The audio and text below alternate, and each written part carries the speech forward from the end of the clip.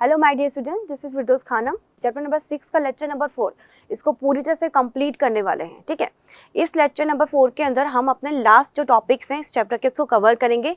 इसमें हम क्या क्या पढ़ने वाले हैं? Conservation of water, hard and soft water, causes of hard and distilled water. तो हम देखते हैं conservation of water, that means water को किस तरह से कंजर्व किया जा सकता है। वाटर हमारे लिए बहुत प्रीसियस है और इसे हमें बहुत अच्छी तरह से सेविंग करनी आनी चाहिए। तो इसको बहुत बड़े लार्ज एरिया में हम कैसे, लार्ज स्केल पे सेविंग कैसे कर सकते हैं एंड हमारे घर में इसको सेविंग कैसे करेंगे, सारे मेथड आज हम इसके अंदर कवर करने वाले हैं। ठीक है, चलो स्टार्ट करते हैं। तो सबसे पहले हमको बताया हुआ कंजर्वेशन ऑफ वाटर, इसका मीनिंग क्या होता है तो हम देखते हैं। चलो, since only small percentage of water on our planet is usable, ये हमको पहले से ही पता है कि बहुत ही कम परसेंटेज है वाटर की जो हमारे लिए काफ़ी ज़्यादा usable. Okay, and it is very important that we use water carefully. तो इसके लिए क्या ज़रूरी है कि हम वाटर को क्या करें, बहुत ही केयरफुली यूज़ करें। बट हाउ, देखते हैं। The conservation of water can be done by building a dam, avoiding wastage of water at homes both indoors and outdoors. Yes, तो इसके लिए हमें क्या करना पड़ेगा? कंजर्वेशन ऑफ वाटर के लिए हमें सबसे पहले तो जो बहुत ही बड़ी मात्रा में जो वाटर हमें मिलता है, जैसे भी हमने बोला था मेन सोर्स ऑफ वाटर, कौन सा मेन सोर्स होता है वाटर का? Rain water, right. तो सबसे पहले तो हमको रेन वाटर जो हमें मिल रही है उसे सेविंग करनी होगी। उसको सेव करने के लिए दैट मीन्स हमको क्या बनाने पड़ेंगे? Buildings of dams. तो इतने बड़े लार्ज स्केल पे अगर हम वाटर को जहाँ पे कंजर्व कर पा रहे हैं वो किस तरह से कर पाएंगे? हम डैम्स को बना करके। एंड सेकंड, हमें क्या करना चाहिए कि आउटडोर या इंडोर्स कहीं पर भी हम हो, हमें हमेशा वाटर को सेव करके रखना चाहिए। ठीक है, harvesting rain water, that means जो रेन वाटर हमारे घर पे भी होता है, तो घर पे भी हम डैम तो बना नहीं सकते लेकिन वाटर को हार्वेस्ट कर सकते हैं। और ये जो मेथड होता है बच्चों को क्या कहलाता है? Rain water harvesting. Then other है and preventing pollution of water. और जो वाटर ऑलरेडी वाटर बॉडीज के अंदर है उसको हमको क्या करना है? प्रिवेंट करना है पॉल्यूशन से। पॉल्यूशन से अगर प्रिवेंट हो जाएगा वाटर तो क्या होगा? वाटर की वेस्टेज नहीं होगी एंड जो गंदा पानी होता है वो वेस्ट वाटर ही होता है हमारे लिए। ठीक है, तो पॉल्यूशन अगर कम होगा तो क्या होगा? हमारा जो वाटर है वो भी वेस्ट कम होगा। अब हम देखेंगे वन बाय वन इन सभी मेथड्स को हम कैसे अप्लाई करें और ये हमारे लिए किस तरह से कितने हेल्पफुल होते हैं और क्या क्या यूजेस हम इनका लेकर आए।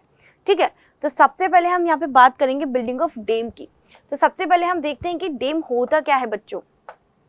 The building of a dam, तो a dam is a structure built to hold back water in order to prevent floods and to provide water for irrigation and storage। ठीक, तो डैम होता क्या है बच्चों? एक स्ट्रक्चर है जिसको हमने क्या करा है?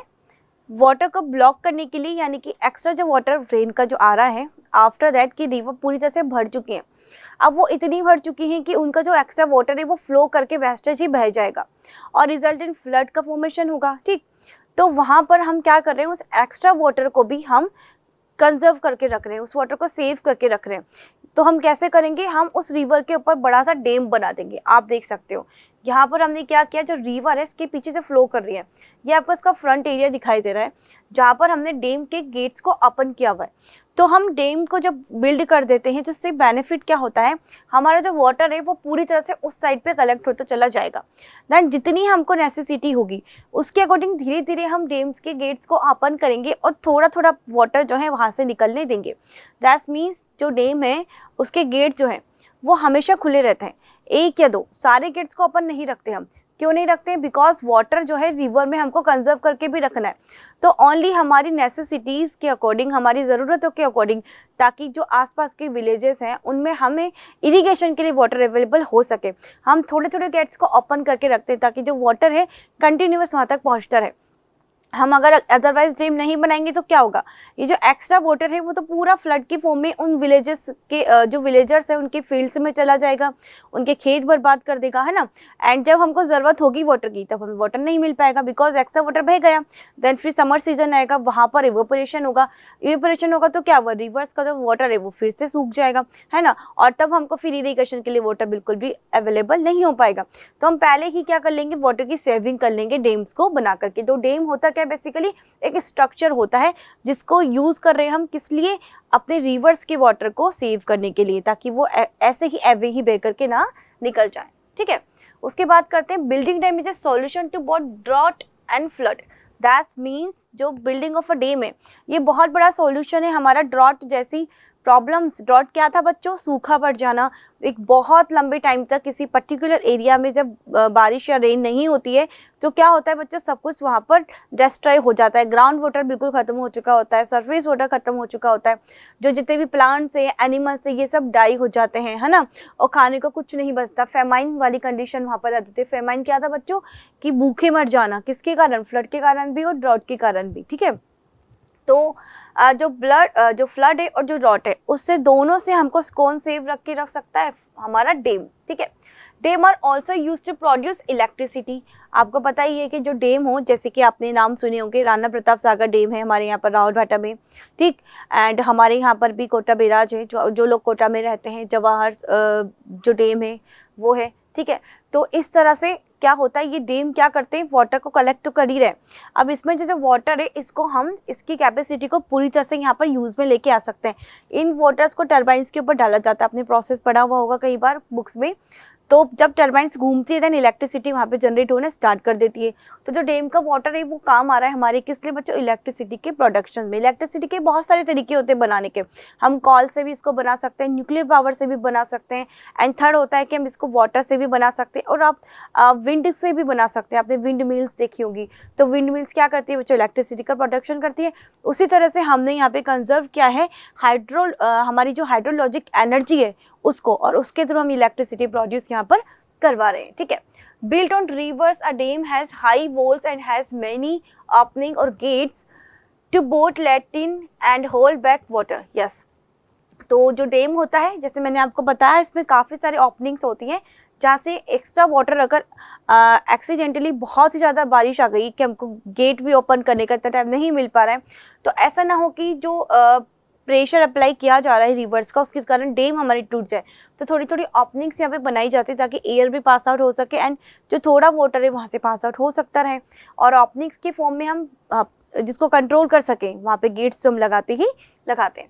During heavy rainfall when the rivers fill up water enters the dam, when water is needed later the gates are open to let out water. Yes, जैसे मैंने आपको बताया, हम इसको होल्ड करके रखेंगे वाटर को, जैसे ही हमको ज़रूरत होगी किसी चीज़ की, इरीगेशन के लिए, इरीगेशन का भी पर्टिकुलर टाइम्स होता है, कब क्रॉप्स को इरीगेट करना है, कब नहीं करना है, तो उसके अकॉर्डिंग जो है कैनाल्स वगैरह में, पॉन्ड्स वगैरह में, इन डैम्स के थ्रू वाटर को वहाँ तक पहुँचा दिया जाता है। चलो, तो हमने फर्स्ट कंजर्वेशन का जो मेथड पढ़ा वो क्या है बच्चों, बिल्डिंग ऑफ अ डैम, और ये हमारे लिए बहुत ही ज़्यादा ज़रूरी है। इतनी बड़े लार्ज स्केल पे वाटर को कंजर्व करना, रिवर्स के वाटर को कंजर्व करना, वो कैसे कर सकते हैं हम, एक डैम के फॉर्मेशन के थ्रू। फिर है हमारा रेन वाटर हार्वेस्टिंग, ये रिलेटेड है बच्चों हमारे घरों से, ठीक है।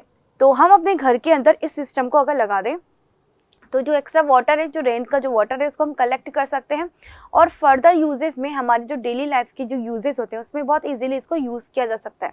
तो चलो देखते हैं, रेन वाटर हार्वेस्टिंग के भी बहुत सारी टाइप्स होते हैं, जैसे कि roof top rain water harvesting, ground rain water harvesting, बहुत सारे। तो चलो देखते हैं हम यहाँ पे किस किस को कवर करने वाले। The process of collecting and storing rain water from roof और a surface catchment is called rain water harvesting, ठीक। Storing rainwater that collects on roof instead of letting it go down the drains is a particle solution in case of drought, ठीक है, sorry practical solutions, yes। तो जो हमारा जो rain water harvesting है वो क्या करेगा बच्चों, अगर कोई ऐसे रीजन में रह रहा है जैसे कि डेजर्ट वाले एरिया में, जैसे जैसलमेर, जोधपुर, बीकानेर, इन साइड पे अगर आप जाओगे तो वहाँ पर आपको रेन वाटर हार्वेस्टिंग सिस्टम दिखाई देगा।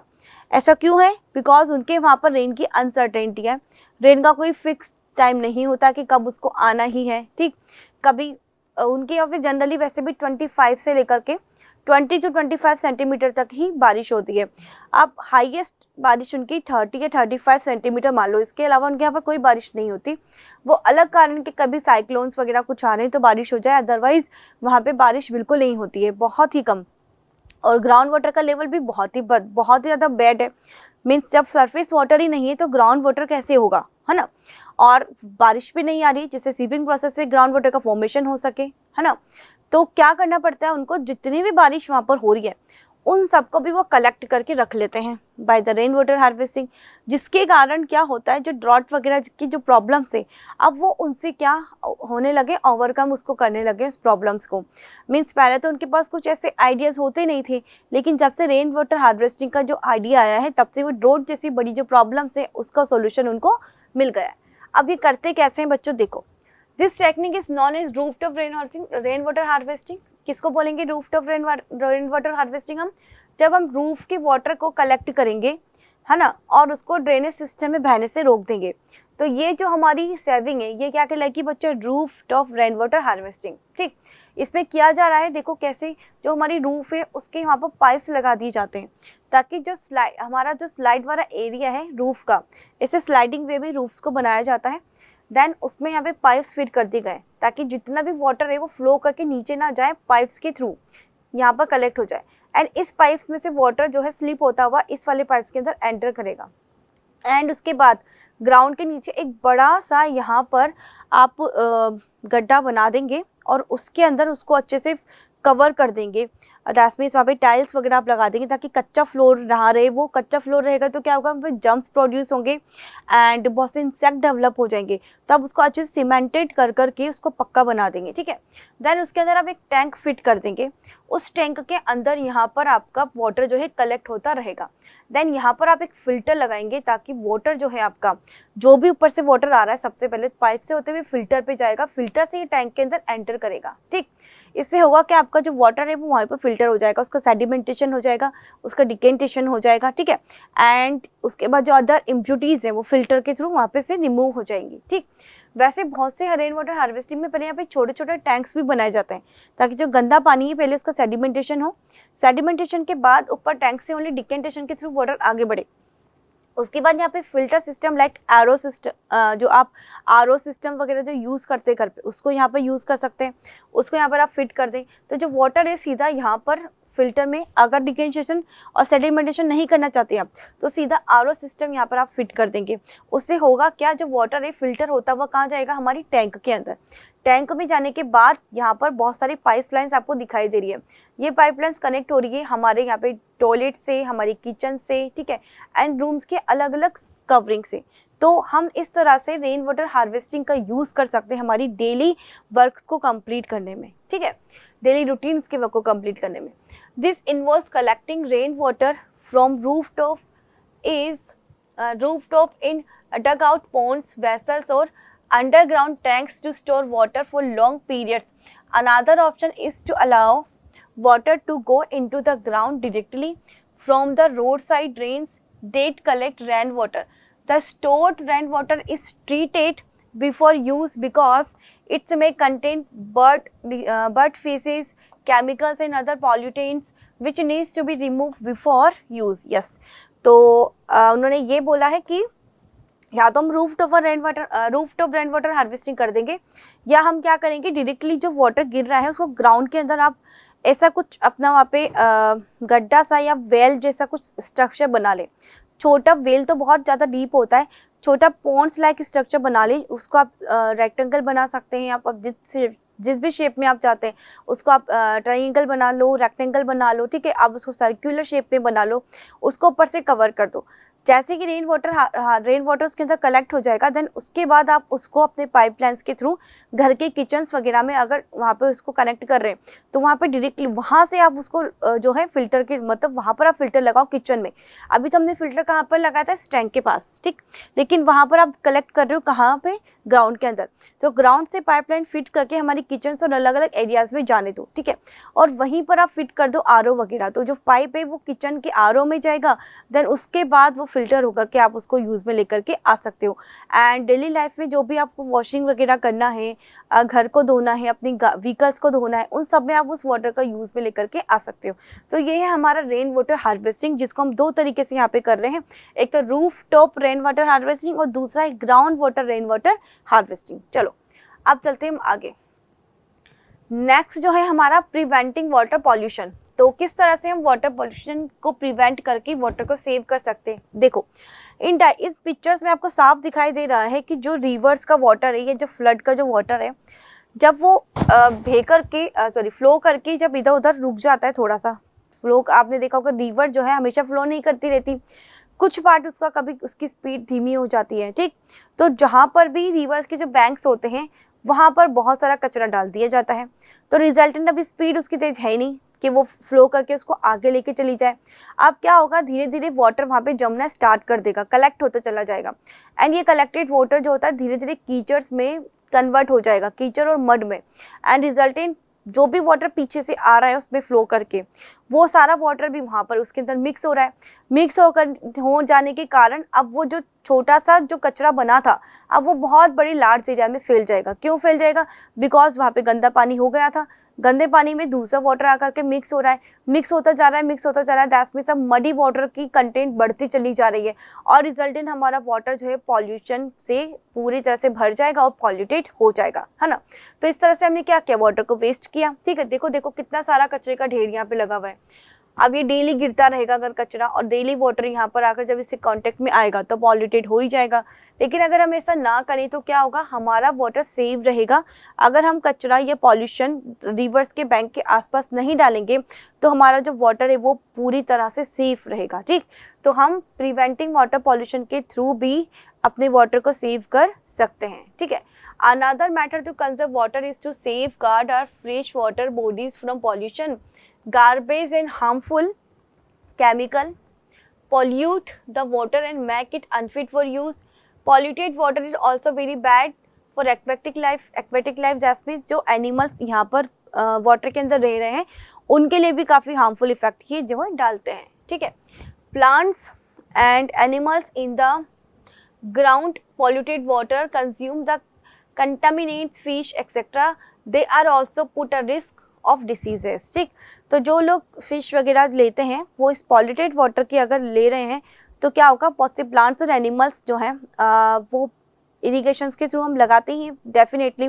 तो अगर इस पॉल्यूटेड वाटर को वही अगर प्लांट्स और वाटर के इरिगेशन के लिए अगर यूज़ किया जा रहा है जिसमें काफ़ी केमिकल्स हैं, बहुत सारे यहाँ पर पॉल्यूटेड मटेरियल आपको दिखाई दे रहे हैं, इन पॉल्यूटेड वाटर के थ्रू इरिगेट अगर वेजिटेबल्स हम भी ले रहे हैं तो क्या होगा, हमें भी बहुत सारी डिसीजेज हो जाएंगी, हम भी बीमार हो जाएंगे। एंड इसमें जो रहने वाले जो एक्वेटिक एनिमल्स हैं उनको भी अगर हम यूज़ में ले रहे हैं जैसे कि फ़िश वगैरह जो जनरली फूड की फॉर्म में खाई जाती है तो वो भी हमको क्या कर सकती है बच्चों, बीमार कर सकती है। तो एक तो ये हमारे लिए भी हार्मफुल है एंड सेकंड वाटर को बहुत बड़ी मात्रा में यहाँ पर वेस्ट होने से जो वेस्टेज यहाँ पे किया जा रहा है, अगर हम पॉल्यूशन नहीं फैलाएंगे तो हमारा वाटर वेस्ट भी नहीं होगा और हमको डिसीजेज भी नहीं होगी, ठीक है। चलो नेक्स्ट हम देखते हैं बच्चों hard and soft water. Hard and soft water की अगर हम बात करें तो हार्ड एंड सॉफ्ट वाटर कैसे होता है बच्चों, कुछ केमिकल्स होते हैं जैसे कि जो वाटर है उसके अंदर बहुत सारे मिनरल्स मिक्स रहते हैं, ठीक। तो कुछ मिनरल्स होते हैं जो वाटर को बहुत ज़्यादा हार्ड कर देते हैं। हार्ड का मतलब ये होता है कि सॉप जो होता है हमारा वो इजीली इस वाटर में झाग नहीं बनाता, लेदर का फॉर्मेशन नहीं करता, ठीक है। आपने देखा होगा कई बार कि बहुत हम कहीं अगर हम जाए जैसलमेर वगैरह जोधपुर या अलग एरियाज में कुछ हमारी कोटा को छोड़ के या जहाँ पर आप रह रहे हो तो इसके अलावा भी बहुत से ऐसे रीजन्स हैं जहाँ पर अगर हम वाटर के में अपने कपड़ों को अगर वॉश कर रहे हैं तो साबुन जो है हमारा सॉप जो है वो इजीली वहाँ पर लेदर का फॉर्मेशन नहीं करता, झाग नहीं बनते चाहे आप कितना ही वो उसके ऊपर सॉप लगा दो। ऐसा क्यों? क्योंकि वहाँ पर कुछ इम्प्योरिटीज मिक्सेस वाटर के अंदर और उन इम्प्योरिटीज के कारण ही वाटर वहाँ पर इजीली जो है लेदर का फॉर्मेशन नहीं कर पा रहा। तो देखते हैं वो इम्प्योरिटीज कौन सी होती है, ठीक है। तो हम देखते हैं कि underground water is the main source of water used for various purpose. Since the water remains in the bottom layers of earth crust for a long time, it contains dissolved salts. तो जो minerals हैं हमारे यहाँ पर कौन से minerals होंगे बच्चों? कुछ सॉल्ट्स हैं जिनके मिक्स हो जाने के कारण वाटर हमारा हार्ड वाटर में कन्वर्ट हो जाने वाला है। Depending on the types of dissolve salt water can B classify into two types. तो इन डिजोल्व सॉल्ट के बेसिस पर ही हमने वाटर को हार्ड और सॉफ्ट बोला। ऐसा नहीं कि हम वाटर को कंप्रेस कर रहे हैं या नहीं कर रहे हैं, नहीं, यहाँ पे कंप्रेसिबिलिटी के बेसिस पे हार्ड और सॉफ्ट नहीं बोलेंगे, हम सॉल्ट्स के बेसिस पे बोलेंगे। तो सॉफ्ट वाटर क्या होता है बच्चों? Water which can freely from leather with soap is called soft water. Yes, ऐसा वाटर जो सोप के साथ इजीली लेदर या झाग का फॉर्मेशन कर देगा वो सॉफ्ट वाटर होगा। And water which does not form lather with soap and forms a precipitate or scum is called hard water. तो जितनी बार आप उसके ऊपर कपड़ों के ऊपर सोप लगाओगे तो वहाँ पर झाग नहीं बनेगा, उल्टा एक अजीब सा वहाँ पे सब्सटेंस बनने लगेगा, इसको स्कम या प्रेसिपिटेट बोला जाता है। तो ऐसा वाटर जो सोप के साथ कोई रिएक्शन नहीं करता, कोई लेदर का फॉर्मेशन नहीं करता, वो हार्ड वाटर कहलाता है। ऐसा वाटर जो इजीली सोप के साथ लेदर का फॉर्मेशन कर देता है वो सॉफ्ट वाटर होता है। कॉजेज ऑफ हार्डनेस, अब हार्डनेस के क्या कॉजेज हैं? In the sample of water contains calcium and magnesium bicarbonates and sulfates. They do not allow the formation of much leather. तो जब वाटर की हार्डनेस का कारण क्या है बच्चों? कैल्शियम, 1 सेकेंड, तो यहाँ पर हम बात करें calcium and magnesium bicarbonate, that means ये होते हैं आपके बाइकार्बोनेट्स, ठीक है।